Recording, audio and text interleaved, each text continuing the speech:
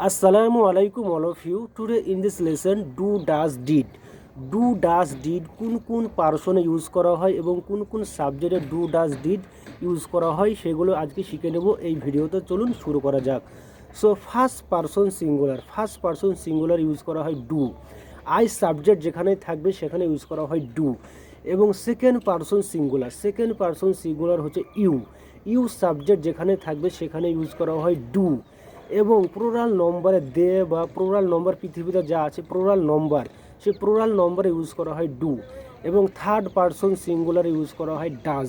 Third person singular কোনগুলো?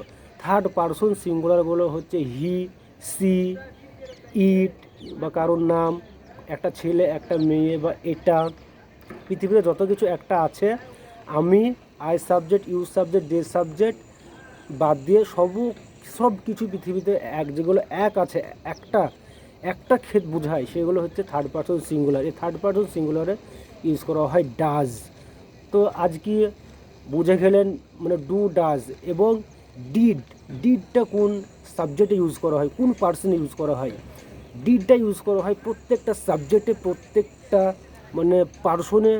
এখানে plural কি সিঙ্গুলার এগুলো কোনো সমস্যা নাই। ফার্স্ট পার্সনে ইউজ করা হয় আই সাবজেক্ট, এবং ইউ সাবজেক্ট সেকেন্ড পার্সনে ইউজ করা হয়, এবং প্লুরাল নম্বর ইউজ করা হয়, এবং থার্ড পার্সন সিঙ্গুলার যত আছে সব কিছুতে কিন্তু ডিড ইউজ করা হয়।